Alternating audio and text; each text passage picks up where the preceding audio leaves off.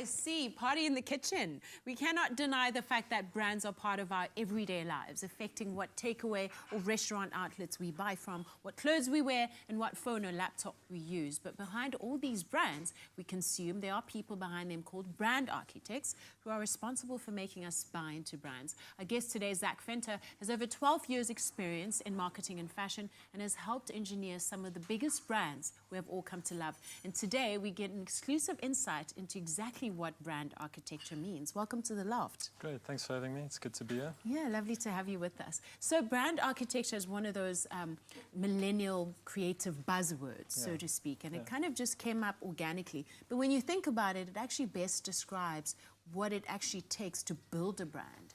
For you, what's been your experience on brand architecture? How did you get into it? Well, I think it's essentially the science of how brands work, the blueprint for how to launch them into the market, really kind of understanding what they need to survive. Obviously, the trends are moving so quickly these days and it's tough out there. So it's about understanding how to keep them relevant, engage with ecosystems and communities around them.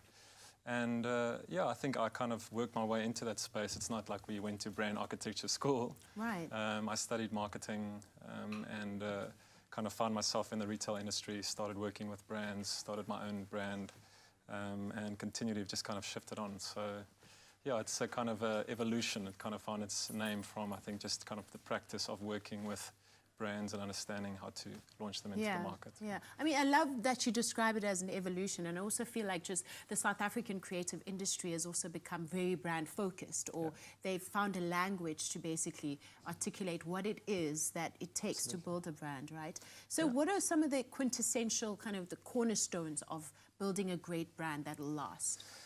Well, I think it's important to understand why you're doing what you're doing. I think, you know, some of the advice I give guys is always understand who you are and why you exist, and why anyone should want to engage with you. I think it kind of hinges on having a clear brand vision, an idea of where you're going. I think it's important to understand that you're not really creating a product or a service, you're creating a movement. And I think that's one of the biggest things to understand. You know, you are in a way reflecting your customers' humanity back to them, and making sure that they understand that you are not just trying to sell them something, you're trying to bring them into a tribe and experience. And I think that's been the most valuable thing that I've learned around it. Keep taking risks. You know, you've got to keep evolving.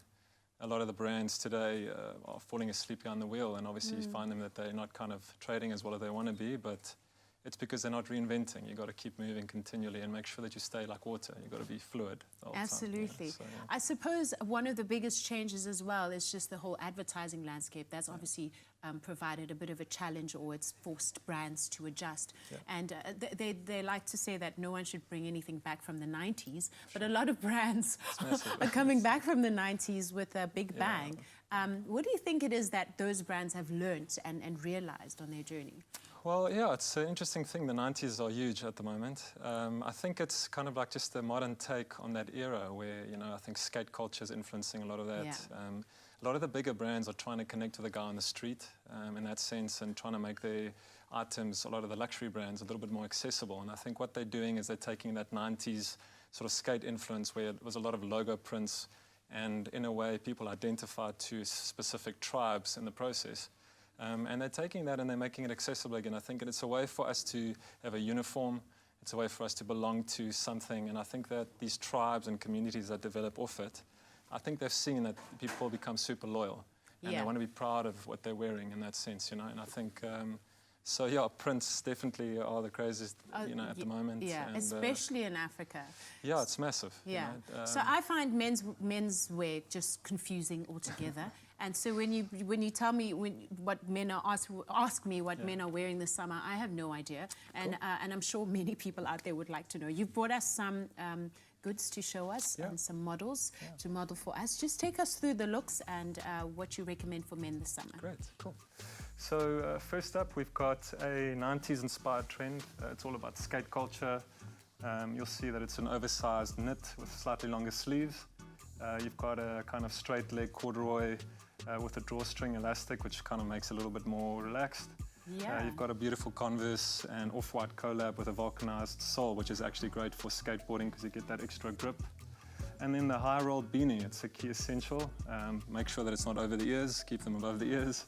and the staple tote bag. You can't go wrong with one of those. And that beanie is still relevant for summer? Yeah, you know, it's Wow. become a very non-seasonal item, actually. Yeah. You know, guys find it's a fashion accessory that is just part of your wardrobe now. Hot weather, cold weather, it's kind of like become the knee cap in many ways. Wow. I wish I could have one of those for bad hair days. Yeah, it definitely helps. What do we have Yeah, there? we got next is a kind of like old take on athleisure, resort wear in a sense. You got the very kind of wide leg, two-pleat trousers, a bit of a formal, sort of more relaxed fit. Got it tucked in on your plain, clean, basic white tee, which is always a good thing to have in your wardrobe. The kind of utility little pouch bags, you'll see them around. A lot of men are using them now Yes. with the moon bag and all that as well. Yes. It's a Yeah, bit of what a is this trend. whole moon bag Well, thing? we need a bag to put your stuff in, you know. And the white denim jacket Yeah. is a good item for. Yeah. I'm actually glad men are carrying bags because usually when I go out on a date with Bay, I have to carry his wallet, phone, the car keys, his keys, phone. Yeah, yeah. so get his own bag. The next look is a little bit more of a sartorial look, a little bit more considered, I guess. Buttoned up, very, very lightweight linen shirt. Linen is a great fabric for summer. You've got the old school granddad, or I guess dad cap, if you Yeah. want to refer to that. And then also the dad jeans. I mean, I think that dad trend, the way my dad would have dressed when he was 40, is definitely a thing at the moment. And some high shine tasseled loafers. So it just gives you a little bit more of a kind of street sartorial look and feel. Smart, yeah. Accessories, chains, watches. Yeah. Yeah, it's a big And thing. we've got one last look. The Cool. summer- This is it's a sort of a throwback to the 90s hip hop era. A little bit more modern take on it. So you'll see that Definitely. vertical stripes is a big Yes. thing at the moment. It's kind of moving from the horizontal ones. Stacked wide leg pants. It's no longer rolled up in that sense. And you need those kind of chunky sneakers to hold them in place. Yeah. And then you'll see that the utility trend is massive. It's military inspired. In a sense, that's kind of taking away from the moon bag. So you've got all these pockets to put your stuff in now, so it kind of diffuses that in many ways. Yeah. But the key lock and chain is also a big thing. And then the bucket hat's trending definitely at the moment. Oh, yeah. And there's kind of smaller square glasses. Smaller So, rim, yeah. yeah. Yeah. So yeah, it's kind of like out there. Obviously, you've got different ways of interpreting these trends. A lot of guys won't be as crazy as this, but check out for the vertical stripes. Have a look at your stock standard tote bags.